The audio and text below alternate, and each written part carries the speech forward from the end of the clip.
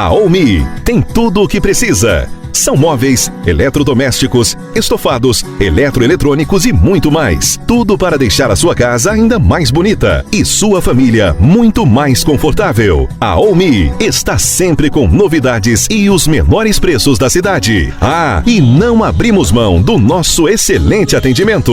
Venha conferir, pois a Omi é para você. Você já pensou em ter toda a roupa da sua família lavada e passada uma vez por semana e ainda pagar pouco e por mês? Na Lave e Leva Lavanderia você deixa suas roupas sujas uma vez por semana e recebe toda a roupa lavada, passada, dobrada e embalada. O que você está esperando? Tenha mais tempo para sua família. Juína Cor dos Canários 249, módulo 4, 3566-3195. Para cuidar melhor de sua saúde, a Prevênia Diagnóstico por Imagem está digitalizando os equipamentos para exames de mamografia, raio-x simples, raio-x contrastados e ultrassonografia. Telefone 3566-4500. Além de tomografia computadorizada Multislice. Instalamos modernos aparelhos de densitometria óssea para exames de osteoporose e avaliação de massa corporal, com atendimento na Policlínica. Telefone 3566-1001.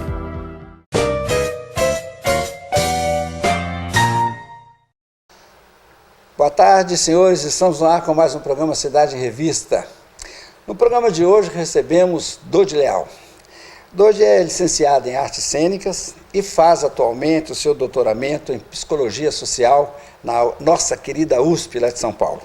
E é também escritor, a gente vai falar sobre os seus livros aqui nesse programa. Nós aproveitamos a presença do Dodi, que ele veio participar do primeiro seminário de psicologia que está acontecendo na AGE, dia 25, 26 e 27. O seminário chama Desafios da Psicologia Contemporânea. E o Dodi vai lá fazer uma palestra no dia 25, vai falar do teatro do oprimido e psicologia social comunitária. Nós aproveitamos a presença dele aqui na nossa cidade, veio de São Paulo, e o convidamos para vir conversar conosco. Dodi, boa tarde, muito obrigado por ter vindo. Eu que agradeço o convite, queria estender o agradecimento também à Valéria Buzan, aqui da região, né, que está como professora da AGE de Psicologia Social, e também ao pessoal de São Paulo, sobretudo o Luiz Galeão, meu orientador de doutorado, que tem uns trabalhos muito interessantes, dos quais eu gostaria de falar também, que me inspiraram e têm me acompanhado no cotidiano. Foi ele que te liberou para vir conversar conosco? De certa forma foi. Olha, eu estou vendo que você defende e vai falar na sua palestra sobre o teatro do oprimido. E é também tema de um livro seu, não é, que a gente vai falar sobre ele aqui. Eu queria só fazer um comentário, já no início dessa nossa conversa, que eu me lembro do teatro do oprimido defendido muito principalmente pela figura do Augusto Boal. Eu estou me referindo aí a pouco depois do golpe militar de 64, quando foi baixado o ato número 5, em que aumentou muito a violência da ditadura militar, o Augusto Boal surgiu com esse, que não era teatro do oprimido, mas era um teatro que, de certa forma, contestava aquela situação política e policial que reinava naquele momento. Era um momento de terror e ele é uma linguagem bem diferente, muito contestatória e que conseguiu, àquela ocasião, causar uma repercussão interessantíssima, muito forte, muito principalmente no meio estudantil, no meio intelectual. Você fala do teatro do oprimido e eu li o seu texto que ele refere-se a 86, quando da volta do Augusto Boal ao Brasil. O que eu tentava entender é de que maneira você pôde ver, ou de que maneira você vê o teatro do oprimido hoje, que repercussão ele tem, está tendo, comparado com o teatro do oprimido naquela ocasião. É possível traçar um paralelo ou falar de uma diferença entre um e outro hoje? Eu acho que a primeira coisa a dizer é a importância do teatro de arena na época do pré-golpe, né, digamos assim. O teatro de arena se esforçou muito em várias ocasiões, tanto nos seminários como nas séries de musicais, para tematizar questões do povo, né, como eles diziam. Estavam à procura que o teatro pudesse colocar em questão o povo brasileiro, né, colocar os temas da sociedade daquele momento em cena. Aí o Boal, nesse período, já começou a fazer algumas experiências que só depois ele passou a chamar de teatro do oprimido, que estão ligadas ao teatro jornal. E nesse momento, algumas notícias que eram veiculadas na mídia que tinha uma perspectiva manipuladora, né, naquele momento, naquela ocasião, que não divulgava exatamente as situações que estavam acontecendo e até distorciam. Aí eles pegavam a notícia no mesmo dia, faziam uma encenação, dando outro ponto de vista, né? Daí o teatro jornal. Teatro jornal, isso. Dessa ocasião aí. O teatro do oprimido, ele na real não começou em 86. Essa data que eu pontuei no texto, ele tem a ver com o retorno do Boal para o Brasil, no período já de redemocratização, em que ele foi convidado pelo Darcy Ribeiro, na época do CIEPS, para fazer experiências de teatro do oprimido na educação, porque nesse momento no exílio, depois de ter passado pela América Latina e Europa, o Boal ele já estava muito conhecido fora do Brasil e com experiências muito ricas.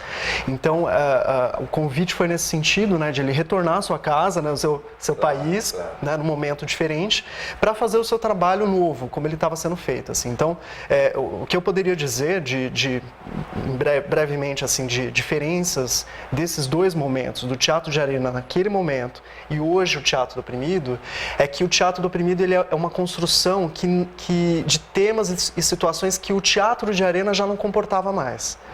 E essa ruptura o Boal precisou fazer, tendo uma série de eventos que inspiraram ele, mas sobretudo uma reflexão ética sobre o compromisso político do teatro e o alcance que ele não estava tendo com a urgência do momento. Então é correto afirmar que mesmo com a boa repercussão à época, ele ainda não conseguia alcançar o objetivo em termos de um público maior. Na verdade, comparando assim, o que se faz hoje com o teatro do oprimido, o público é maior hoje porque se faz teatro do oprimido nas comunidades, nos grupos, então tem uma pulverização maior. Proliferação e pulverização maior. Mas olha, o teatro de arena ele era concentrado e ele fazia viagens pontuais, ele não tinha um acesso de público. No entanto, tem uma diferença importante. Os temas que se tratavam no teatro de arena daquela época eram da política do momento, da sociedade. Então não havia peça que não colocasse em questão o regime de governo. Todas as peças eram nesse sentido.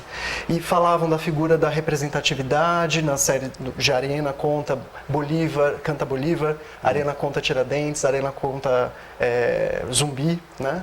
Então acho que o tema da sociedade, da política estava sempre colocado em questão. Hoje o teatro do oprimido já tem uma outra perspectiva que é importante também, que são os temas de grupos, são as micro-lutas, digamos assim.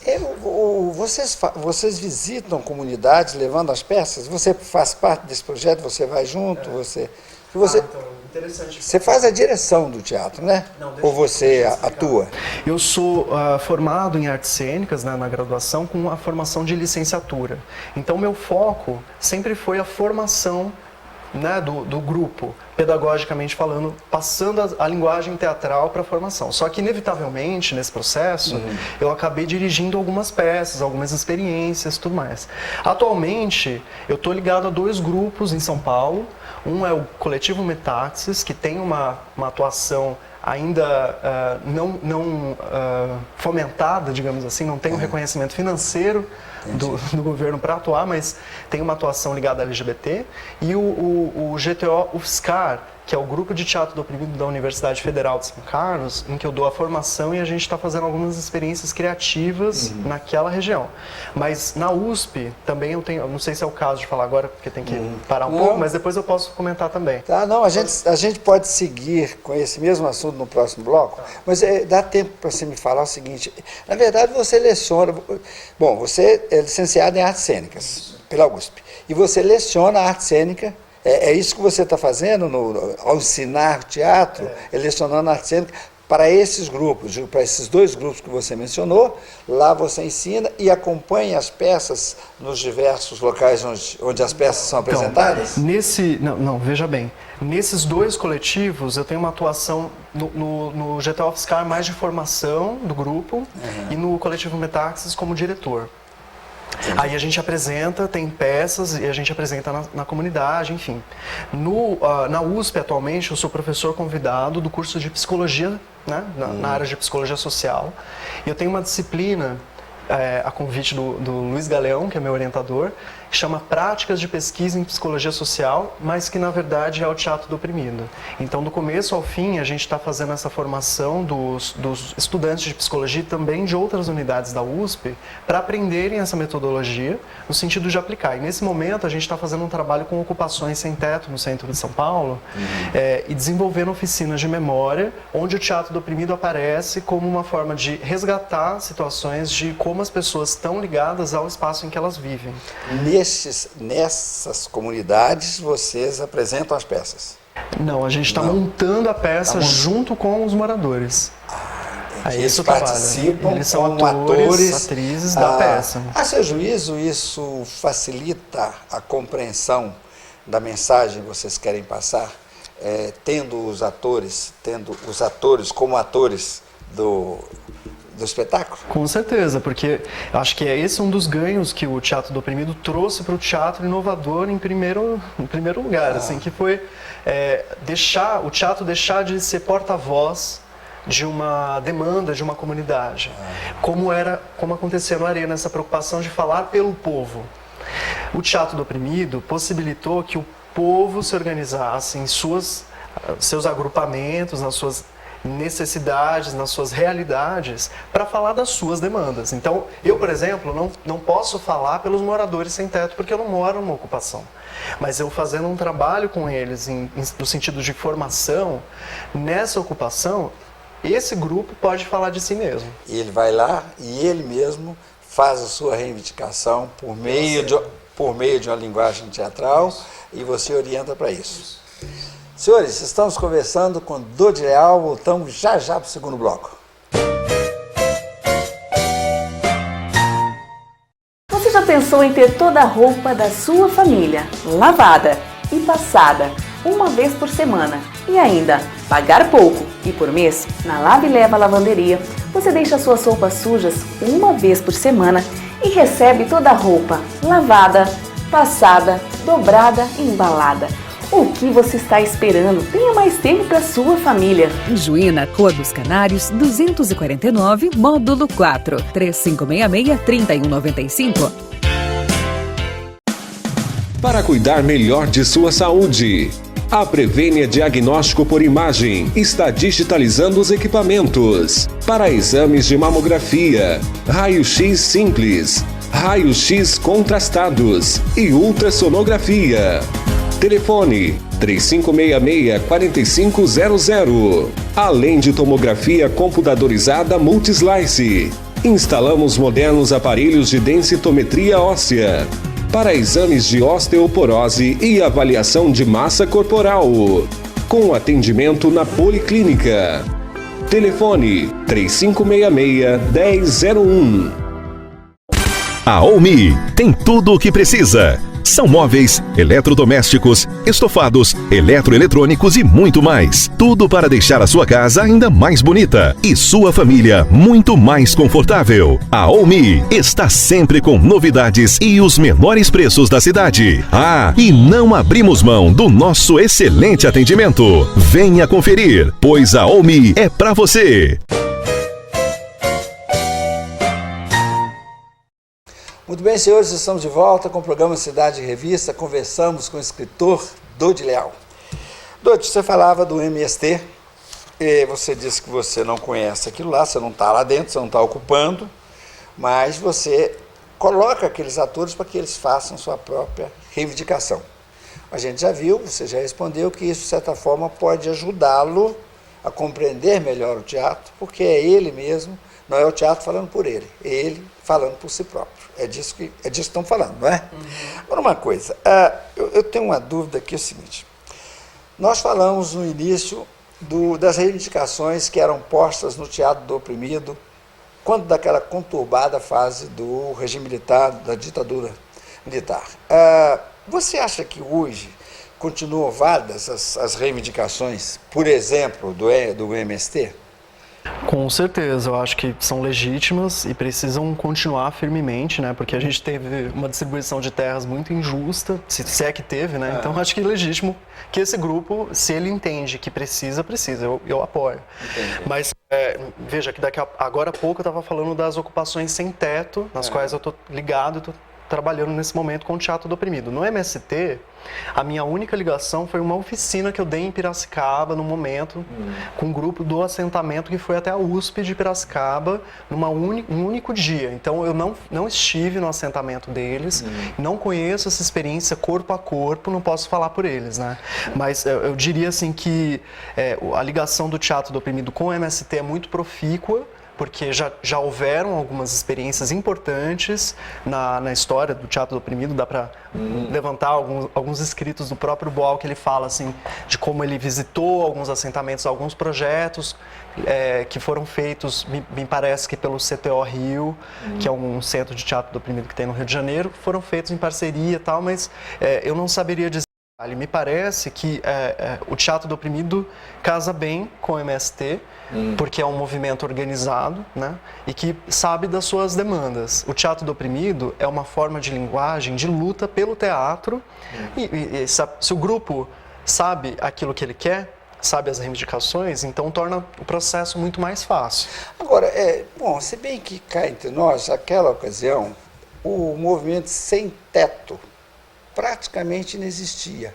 Eu não me lembro de movimentações e reivindicações tão agudas como hoje do sem-teto. O que se tem hoje, eu também não faço aqui juízo de valor, é a ocupação de vários prédios públicos e até particulares sendo invadidos pelo movimento sem-teto, sob a justificativa de que precisa de ter casa para morar e que o Estado tem que dar casa para ele morar.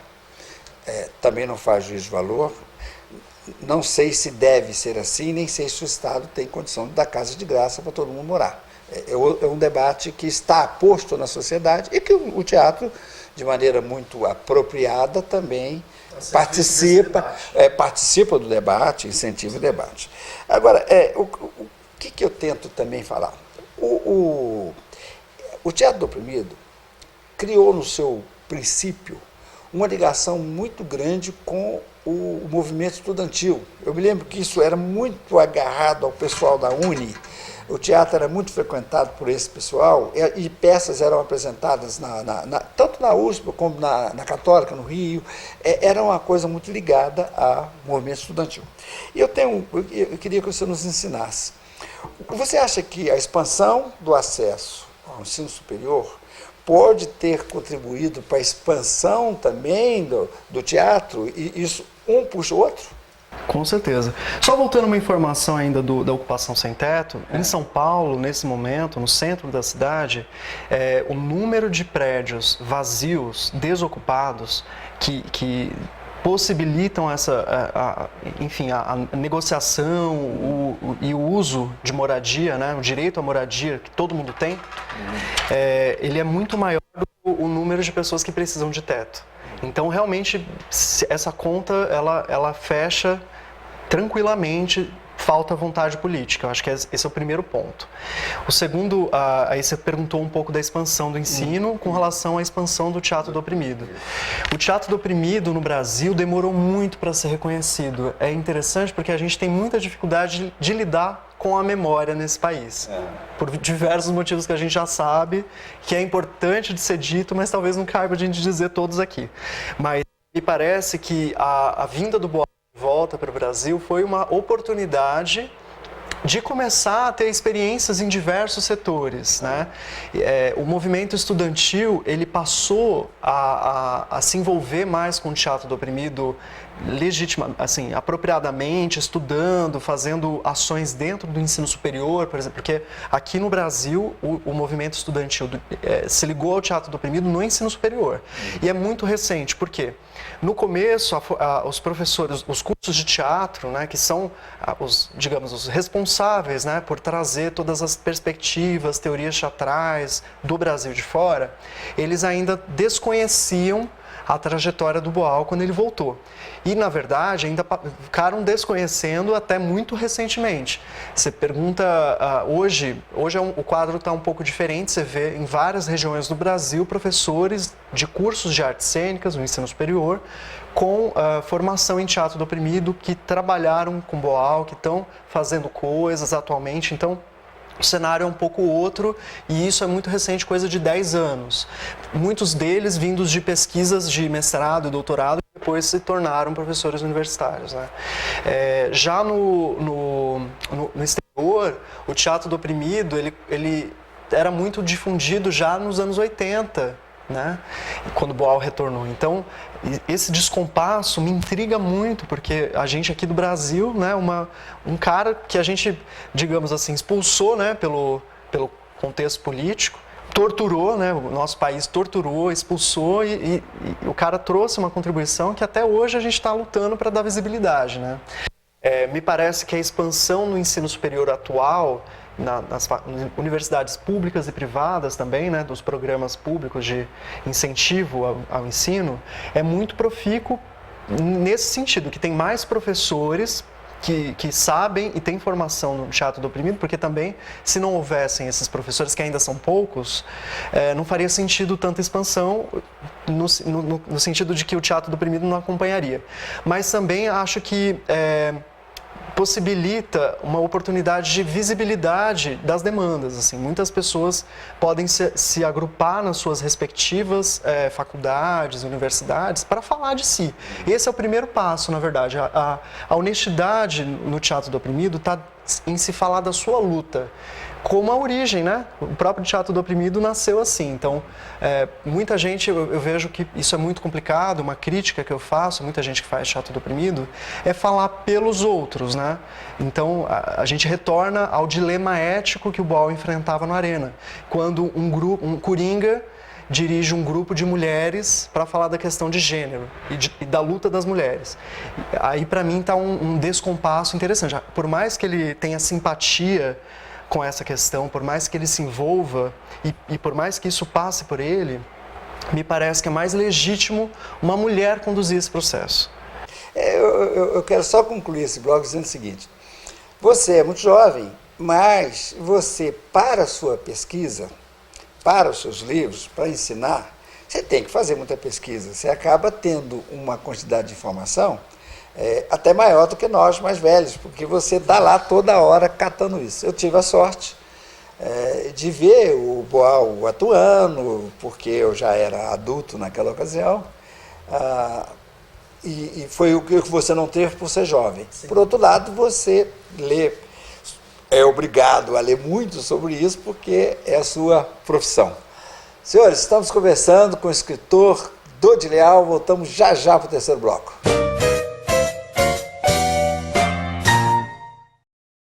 A Olmi tem tudo o que precisa. São móveis, eletrodomésticos, estofados, eletroeletrônicos e muito mais. Tudo para deixar a sua casa ainda mais bonita e sua família muito mais confortável. A Olmi está sempre com novidades e os menores preços da cidade.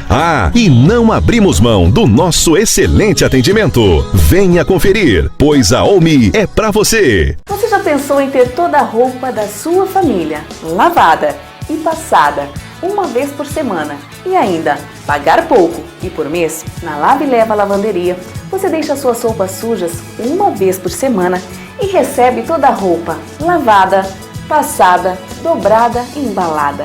O que você está esperando? Tenha mais tempo para sua família. Juína, Rua dos Canários, 249, módulo 4, 3566-3195. Para cuidar melhor de sua saúde, a Prevênia Diagnóstico por Imagem está digitalizando os equipamentos para exames de mamografia, raio-x simples, raio-x contrastados e ultrassonografia. Telefone 3566-4500. Além de tomografia computadorizada Multislice. Instalamos modernos aparelhos de densitometria óssea para exames de osteoporose e avaliação de massa corporal, com atendimento na Policlínica. Telefone 3566-1001.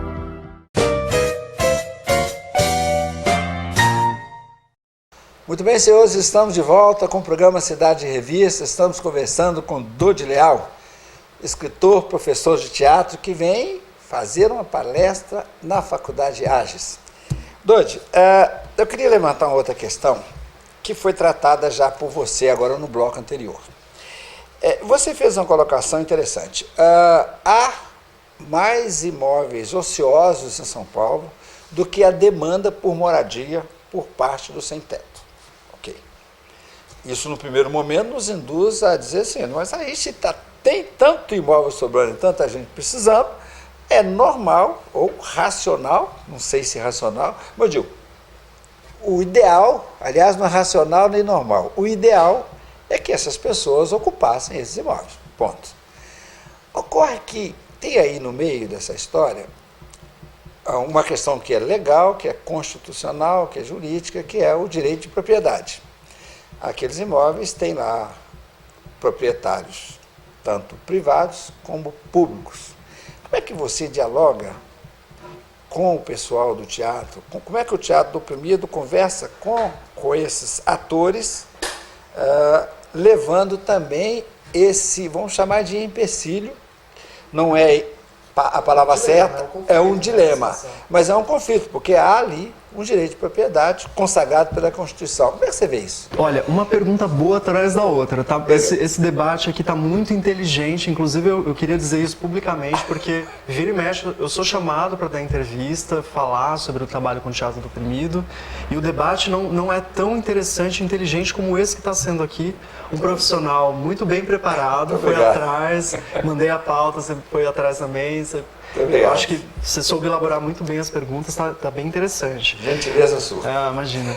Eu queria, para te responder, eu queria trazer uma frase do Boaventura de Souza Santos, que é professor da Universidade de Coimbra, Portugal, que contribui muito para o debate de direitos humanos sob a perspectiva da multiculturalidade. Então eu vou dizer a frase e já volto a pergunta para te responder. Defender a igualdade sempre que a diferença gerar inferioridade.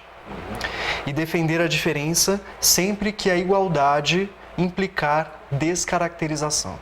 Então, nesse caso do dilema que você apresentou, o direito à moradia está sendo cotejado, né, com direito à propriedade. Qual é o que sobrevalece? Me parece que a perspectiva do teatro do oprimido coloca esse debate em torno, a favor e apoiando o sem-teto. Por quê?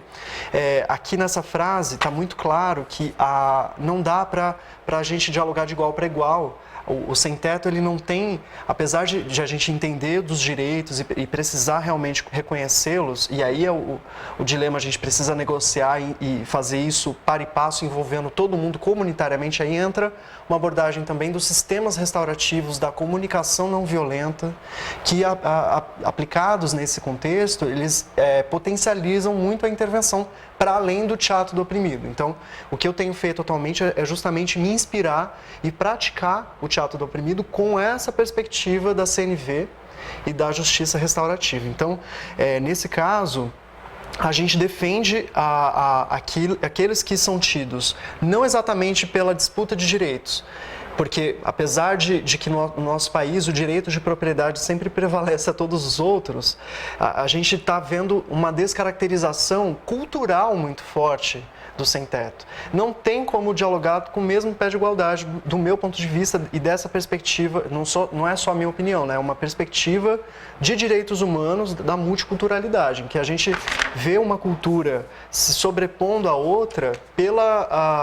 pelo discurso da igualdade, mas quando há descaracterização, a gente tem que valorizar a diferença, que é esse caso do sem-teto. Não tem como colocá-los no mesmo pé de igualdade. Eles são desprovidos de muitos direitos, além desse de moradia, que estão associados a ele. E o próprio direito de propriedade.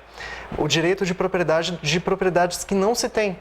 Infelizmente, porque foi mal distribuído e a gente tem história nesse país, né? A gente sabe. Olha, eu continuo vendo o dilema de maneira de difícil solução, porque eu concordo do ponto de vista ético, filosófico até, social principalmente, essa questão precisa realmente achar parâmetros que sejam capazes de resolvê-la pacificamente. Mas tem também uma questão que não pode ser desprezada em hipótese alguma, que é a questão constitucional, a questão jurídica. A sociedade, o país se move também, não vou dizer que só, mas também, e muito principalmente, com normas jurídicas que são estabelecidas por todos nós. Na verdade, os deputados que estão lá foram eleitos pelo povo e, em geral, em linhas gerais, estão lá criando as leis, que são essas que estão consagradas na Constituição. Por isso que eu digo, embora pareça justa, e é normal que você, do Teatro do Oprimido, defenda a moradia dos que não têm moradia, como é que equilibra isso? A minha pergunta talvez fosse se eles têm consciência disso, se eles têm informação de que há um direito consagrado, e aí não é só a questão ética, nem a questão filosófica, porque o direito também é uma questão, precisa... como é que você consegue acertar isso? Eles têm alguma informação de que não é possível invadir um prédio, ficar lá porque eu tenho direito a esse prédio, que esse prédio é meu, e ponto final? Eu acho que tem que ter uma contextualização histórica breve de alguns pontos aí. Acho que o direito à propriedade, ele foi uma conquista a partir de uma luta pela propriedade da burguesia do século XV e XVI, né? Então, aí se conquistou esse direito, e o direito à moradia, ele ainda não se constituiu.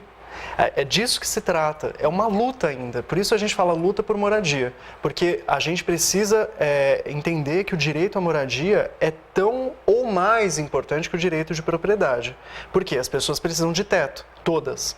Agora, se o Estado não está dando conta de propiciar isso, a gente precisa ver com a sociedade civil de formas legítimas para todos os lados. E eu estou seguro que acordos podem acontecer, porque sem passar por cima da propriedade. Né? Deixa eu colocar uma pergunta, talvez um pouco mais direta.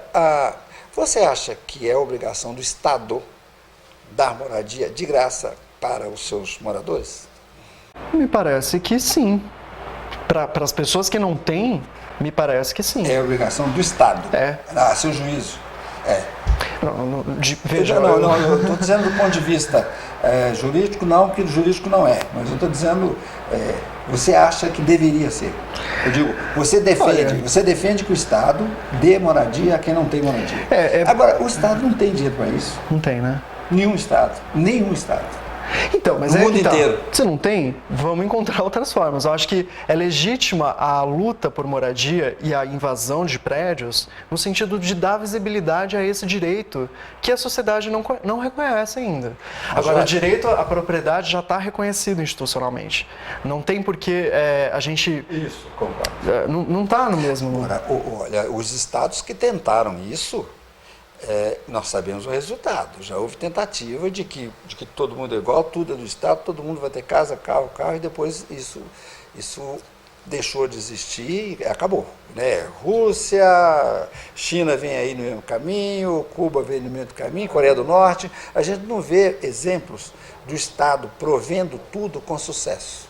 A gente vê o capitalismo, eu não estou dizendo que ele seja ótimo, não estou dizendo que é o melhor dos mundos, eu acho até que não é.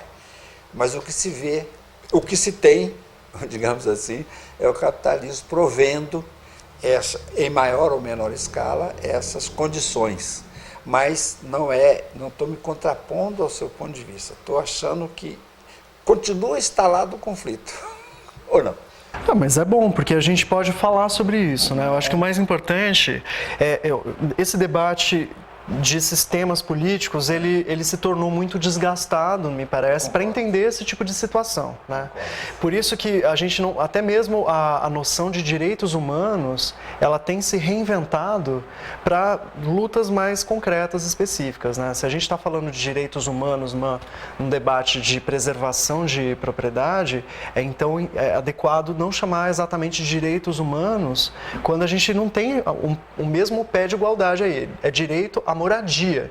É disso que se trata, né? No caso da luta do sem-teto, é isso. Achei a saída. Achei a saída. Conta pra uma só. Uma só. Faz alteração na Constituição, no caso brasileiro só, tá? Colocando na Constituição o direito à moradia. Aprova essa alteração à Constituição, dizendo que lá os prédios desocupados e ociosos sejam doados às pessoas sem teto.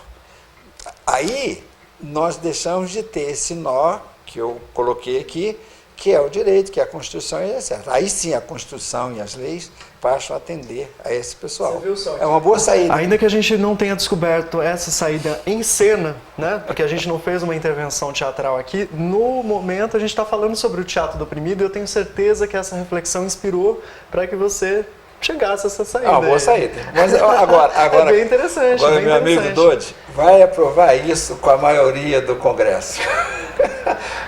Fazer com que os prédios sejam ocupados pelo sem-teto no Congresso, alguém vai conseguir aprovar. Alguém vai apresentar essa lei, esse projeto de emenda à Constituição? Não tem deputado lá que tenha coragem de apresentar. E se apresentar, nem passa pela Comissão de Constituição. Acho que você falou uma palavra muito boa. Preciso de coragem hoje em dia para enfrentar. Porque se a gente encontra boas saídas e se a gente tem vontade, é uma pena muito grande, né, que a gente não consiga concretizá-las, né? Deixa eu te falar, eu quero falar de outra coisa aqui, porque senão eu deixo de fazer umas perguntas boas que eu quero fazer. Sabe por quê? Eu li o seu texto e você fala lá de teatro e imagem. E eu vou perguntar para o Dodi o que é teatro e imagem e também para o meu público ficar sabendo o que é isso. Bom, o Teatro Imagem começou com algumas experiências que o Boal teve no Peru, quando ele estava exilado já. Desculpa, eu não sei exatamente se ele já estava exilado ou se foi num período antes que ele estava visitando, mas ali tinha um movimento já de alfabetização muito importante, que ele se inspirou e a imagem vinha a serviço desse processo de letramento, né, da população ali. Como ele também tinha dificuldade do idioma, né, do português e espanhol, ele passou a fazer as experiências de teatro com o corpo e o movimento, mais do que exatamente a palavra. Daí teatro e imagem. Teatro e imagem, porque eles tinham imagens também e a alfabetização vinha a partir desse processo construtivo. O teatro e imagem hoje ele é utilizado como um recurso importante da formação do teatro do oprimido, justamente para dar corpo e movimento para as iniciativas de criação teatral e de intervenção comunitária, porque em muitos casos a gente quer reivindicar e os nós aparecem. Então esse tipo de embate que a gente teve aqui, mas é direito à cidade, é direito à moradia, é direitos humanos, é direito à propriedade, isso tudo pode vir de uma forma artística e construída interessante pela palavra. E aí tem até vários trocadilhos, direito a, direito a, direito a, direito a, que a gente pode criar uma cena com isso. No entanto, em muitos casos, a palavra ela enrijece o debate e ela apaga possibilidades expressivas relevantes. Então, se eu falar de direito à moradia ou direito à propriedade, quando eu posso mostrar isso na cena, com um corpo definhado, a pessoa aqui, ela está desnutrida, porque aí entram os outros direitos, né? A pessoa que não tem moradia também não tem os outros direitos. Agora, a pessoa que está com a propriedade em risco, dificilmente vai deixar de comer, dificilmente vai deixar de ter trabalho, dificilmente vai deixar de ter perspectiva. A pessoa sem teto, ela vem com todos os outros direitos ameaçados pelo fato de não ter moradia. Tanto que a maior... o principal trabalho que eu tenho feito com o pessoal de ocupação sem teto é o processo de reflexão sobre as possibilidades de inserção no mercado de trabalho. Porque muitas pessoas têm essa dificuldade pelo próprio estigma de morar numa ocupação sem teto. Porque você chega para procurar um trabalho, você mora onde? Na ocupação sem teto ali que está invadida. Então já gera um constrangimento. Então, a dignidade, a gente está fazendo um trabalho de restaurar a dignidade, identidade dessas pessoas para elas se sentirem mais seguras e não terem vergonha de reivindicar seus direitos e, preciso de trabalho e moro numa ocupação sim e faço parte de um movimento. Hoje a polícia, ela tem sido, digamos assim, tá acompanhando os processos de ocupação de uma forma mais inteligente. Inclusive, é importante que se diga isso, porque na maior parte das vezes, a pessoa que tem a propriedade ou que não conhece muito os movimentos de moradia, ela se sente ameaçada com a ocupação porque se sente constrangida, não sabe como proceder, quais são os caminhos, mas isso se debate juridicamente, politicamente. A polícia vem para acompanhar esse processo, né, de ocupação, mas ela entende e respeita o movimento de moradia. Então, e respeita que o debate disso deve se dar na ordem do direito e não da intervenção policial. Então, eu acho que é correto afirmar que a gente tem avançado. Muito menos do que precisa, mas tem havido avanço. A polícia já está, alguns casos, já acho que avançamos bem. Nós vamos já para o último bloco, porque eu quero falar dos seus livros. E se nós não formos para o próximo bloco, eu acabo escapando essa oportunidade. Estamos conversando com o escritor, professor Dodi Leal. Voltamos já para o último bloco. Você já pensou em ter toda a roupa da sua família lavada e passada uma vez por semana e ainda pagar pouco e por mês? Na Lave e Leva Lavanderia, você deixa suas roupas sujas uma vez por semana e recebe toda a roupa lavada, passada, dobrada e embalada. O que você está esperando? Tenha mais tempo para sua família. Em Juína, Rua dos Canários, 249, módulo 4, 3566-3195. Para cuidar melhor de sua saúde, a Prevênia Diagnóstico por Imagem está digitalizando os equipamentos para exames de mamografia, raio-x simples, raio-x contrastados e ultrassonografia. Telefone 3566-4500. Além de tomografia computadorizada Multislice. Instalamos modernos aparelhos de densitometria óssea para exames de osteoporose e avaliação de massa corporal, com atendimento na Policlínica. Telefone 3566-1001. A Omi tem tudo o que precisa. São móveis, eletrodomésticos, estofados, eletroeletrônicos e muito mais. Tudo para deixar a sua casa ainda mais bonita e sua família muito mais confortável. A Omi está sempre com novidades e os menores preços da cidade. E não abrimos mão do nosso excelente atendimento. Venha conferir, pois a Omi é para você. Muito bem, senhores, estamos de volta com o programa Cidade Revista. Conversamos com o escritor Dodi Leal. Dodi, tenho te explorado muito aqui sobre o teatro do oprimido, porque afinal você que está lá, tem as informações e está ensinando isso lá. Agora vamos nós. Tá tudo bem, o teatro, na sua opinião, vem crescendo, o movimento ganha espaço, consegue dialogar com a sociedade da maneira que você pretende que ele dialogue, tem surtido o resultado pelo qual você trabalha? Como é que anda tudo isso lá? É muito, muito importante você fazer essa pergunta, porque eu acho que o contexto que a gente está vivendo está muito complicado, assim, em São Paulo, eu posso falar especificamente, porque apesar da proliferação do teatro do oprimido, tem muitos grupos e digamos assim, um momento interessante de diálogo com algumas instituições. Teve a USP agora com a disciplina de teatro do oprimido na graduação, é uma conquista muito grande. E ver algumas instituições do terceiro setor, do governo, também fazendo as iniciativas de teatro do oprimido, é legal. Só que me parece que os grupos praticantes e pesquisadores de teatro do oprimido, em alguns casos, deixaram de se comunicar, deixaram de atuar politicamente conjunto, porque você perguntou, né? O que eu pretendo para o movimento, mas a questão é justamente essa, o que pretendemos enquanto movimento de teatro do oprimido, a gente não está olhando para isso junto, por conta de alguns problemas pessoais. Uma pessoa que com essa, que não gosta daquilo, entre fazedores de teatro do oprimido, sabe? Então, isso é de uma decepção muito grande, então até aproveito aqui para convocar publicamente os coletivos, os praticantes, pesquisadores de teatro do oprimido de São Paulo em particular, mas também de outras localidades, que possam ser mais generosos no diálogo para atuar politicamente em conjunto, né? Porque eu não vejo sentido, por diferenças pessoais, os grupos não se conversarem, porque até recentemente a gente vinha organizando um evento juntos em São Paulo. E aí essa dissidência aconteceu por conta de uma briga de algumas pessoas, assim. Então é muito lamentável que a sociedade saia em prejuízo por conta disso, né? Porque essas novas iniciativas, elas não estão acontecendo democraticamente, coletivamente, no próprio movimento de teatro do oprimido. Então, essa é a maior decepção e contradição que eu estou revelando aqui para vocês. É uma pena, porque eu noto um entusiasmo muito grande de sua parte ao cuidar disso. Eu vejo que os temas são muito relevantes, necessários.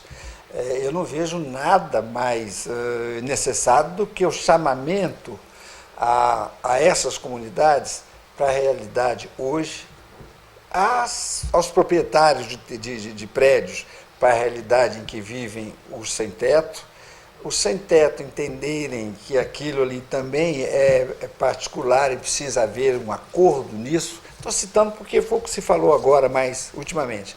Mas as diversas demandas levadas pelo teatro são de importância muito grande. E quando você coloca que o próprio movimento está tendo alguma cisão, alguma dificuldade de diálogo, não é bom, não é bom.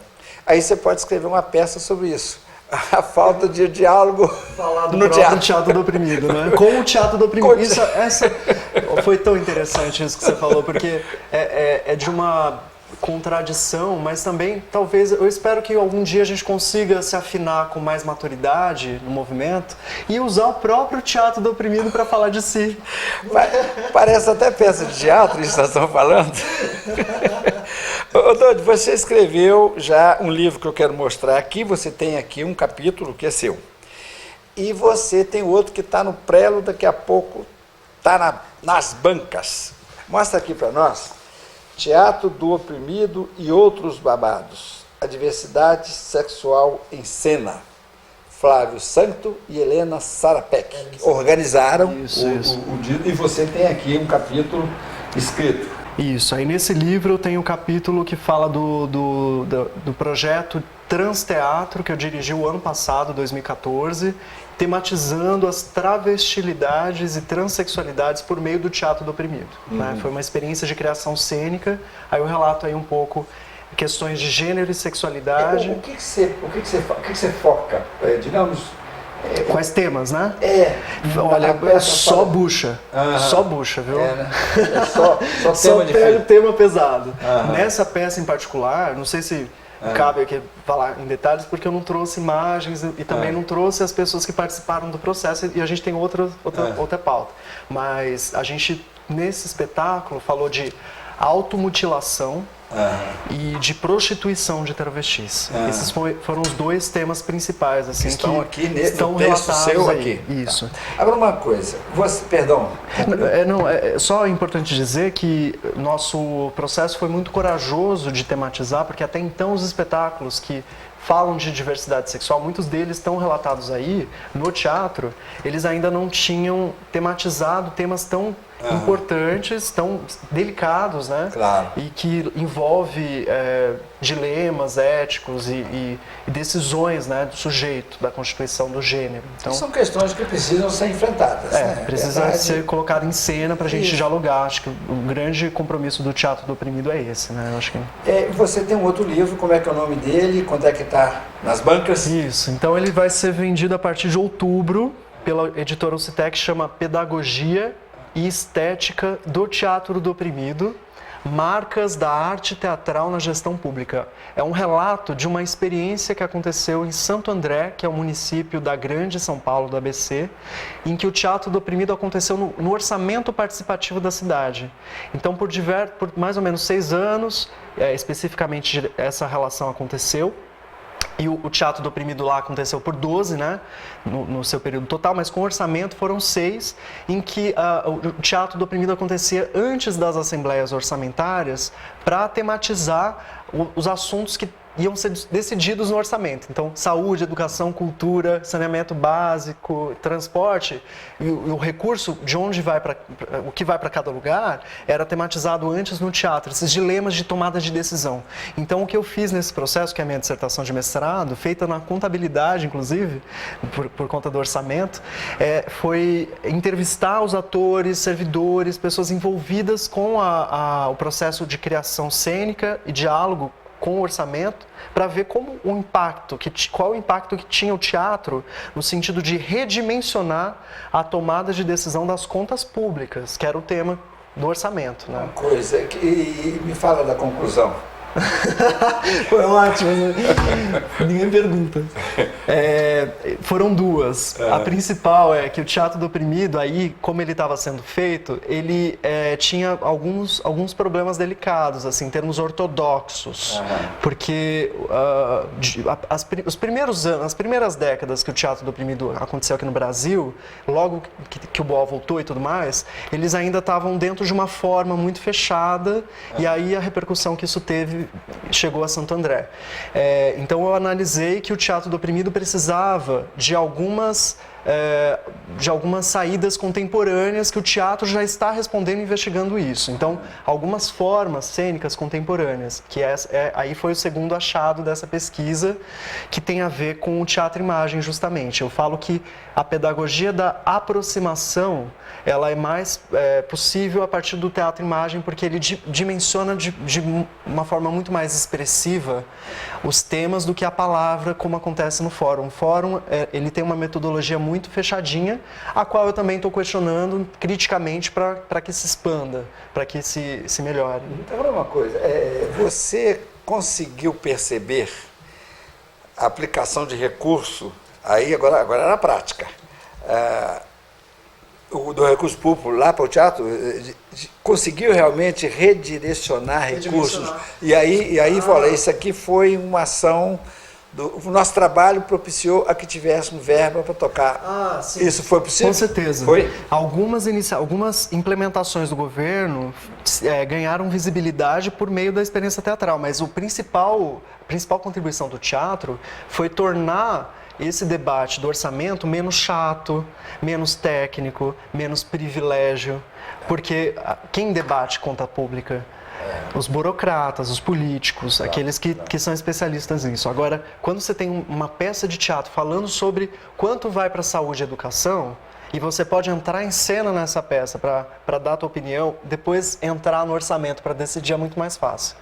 Então teve um impacto, assim, o que eu avaliei exatamente foi mais o sentido da aproximação e da participação do espectador, tanto que eu tive algum contato com as teorias de recepção teatral, que estudam exatamente a estética, o efeito estético do espectador com o ato criativo, e como isso impactou no envolvimento dele com essa percepção das contas públicas por meio da estética, porque aí não é a mesma coisa que você falar dos números tais quais, né? Que é muito chato. Você escreveria hoje, você montaria uma peça hoje, no atual momento político que vivemos, e qual seria o eixo principal da sua peça? Me parece que é a honestidade.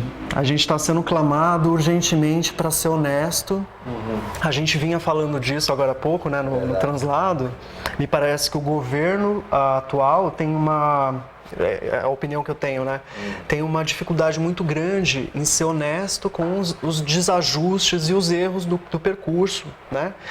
E ao mesmo tempo me parece como uma forma de proteção a um conservadorismo muito mais ameaçador aos direitos básicos do que exatamente... Então, é só um descompasso. Eu acho que precisa realmente uma clareza e uma nitidez ética nesse momento que a gente está vivendo para evitar que problemas como esses ganhem dimensões e outros valores, outras coisas das quais a gente já superou, já passou, que é a ditadura militar. Não tem exemplo pior que a escravidão e a ditadura, não tem na nossa história. Assim. Então, são configurações políticas extremamente arcaicas e inquestionavelmente prejudiciais à vida democrática. Então, acho que quando existe uma demanda da população para a volta da ditadura, isso é muito complicado. Então, acho que é preciso a gente colocar em cena esse tipo de discurso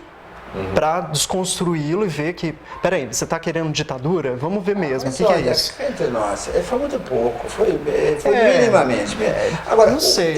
Como é que você vê, sabe por quê? O que eu acho que também pode ter implicado aqui multidões fossem às ruas, é que houve uma publicidade muito grande de atos nada abonadores em volumes extraordinariamente altos. O sujeito virar e falar assim, eu devolvo 97 milhões de dólares. O sujeito que vai devolver um dinheiro desse, isso assusta todo mundo. Houve agora um acordo de leniência falando em devolver 700 milhões de uma das construtoras. Então, os números ficam muito assustadores para essa população que a gente acaba de dizer aqui agora. Mas eu estou aqui brigando para ver se consigo um teto. O jeito lá está dizendo que vai devolver 350 milhões de reais.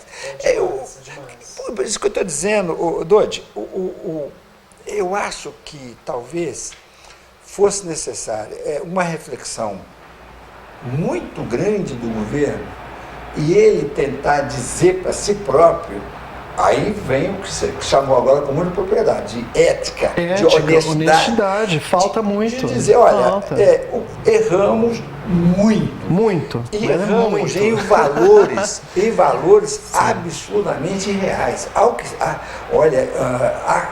quem diga que a história brasileira nunca registrou volumes tão grandes. Eu não tenho certeza, mas eu tenho, o que eu leio aqui e ali, não. Desse tamanho nunca houve. É isso que eu fico quando você faz a colocação. Alguém fala em volta de ditadura e se esquece, é claro. Mas quando eu vejo primeiro a população na rua e depois os números que são divulgados, eu começo a dar razão. Agora, aí já é um passo que não é possível ser dado também, porque uma coisa é reconhecer a desonestidade, a falta de ética do governo. Outra coisa é a gente usar disso para, claro, tem indignações de todas as sortes, tanto da direita extrema quanto da esquerda extrema. Tem de todos os pontos, mas me parece que usar dessa desonestidade do governo federal nesse momento para ideias muito conservadoras que desfavorecem lutas e minorias e maiorias, né? Claro. Eu acho que é de um desserviço muito maior. Então, claro, é importante a gente debater para tomar esse cuidado. Qual é o próximo passo, então? Porque uma vez que a gente critica a desonestidade, a gente tem que ter uma firmeza ética do que a gente quer construir junto. Aí me interessa esse debate, que a gente possa construir pontos e bases, porque essa ditadura aqui está muito recente e ela... eu me sinto muito ameaçado ainda. Eu nasci no ano de 1984, no ano que redemocratizou o Brasil, mas tanto a redemocratização do Brasil quanto eu somos muito jovens. Sim. Então eu ainda não estou seguro. Tá. Bom, eu acho que conversas como essa podem ajudar um pouco a pelo menos trazer para o centro do debate essas questões. Dodi, nosso tempo acabou. O nosso amigo ali já me deu sinal que o tempo acabou. Eu quero agradecer muito a sua presença aqui no nosso programa. Vou te dar segundinhos para você fazer suas considerações finais. Olha, eu quero agradecer também a oportunidade de uma conversa super inteligente que eu gostaria de ver nos próximos momentos também por onde eu passo, pessoas assim comprometidas com esse debate, como você. E eu tenho visto que os trabalhos que a gente tem feito na USP, com ocupações sem teto, mas também em comunidades e junto a alunos de graduação, tem possibilitado uma apropriação do debate político público de várias demandas de uma forma muito interessante. Assim. Eu acho que é importante a gente perceber que o ensino superior, quando tem o corpo expressando, quando tem a pesquisa de reivindicações, de movimentos populares, de comunidades, e aí o interesse especial da palestra que eu vou dar na AGES, que é a Psicologia Social Comunitária, é justamente nesse sentido, de como apropriar os estudantes de graduação com ferramentas as quais eles vêm, assim, o ensino superior privou. Então agora eu acho que o teatro do oprimido aparece como uma alternativa no ensino superior e a gente precisa ver crescer ainda. Muito obrigado. Obrigado, Dodi. Senhores, conversamos com o escritor, professor Dodi Leal. Eu agradeço muito a presença do Dodi mais uma vez. Agradeço a você de casa que nos acompanha. No sábado estaremos de volta com mais um programa de Cidade e Revista. Espero você. Até lá.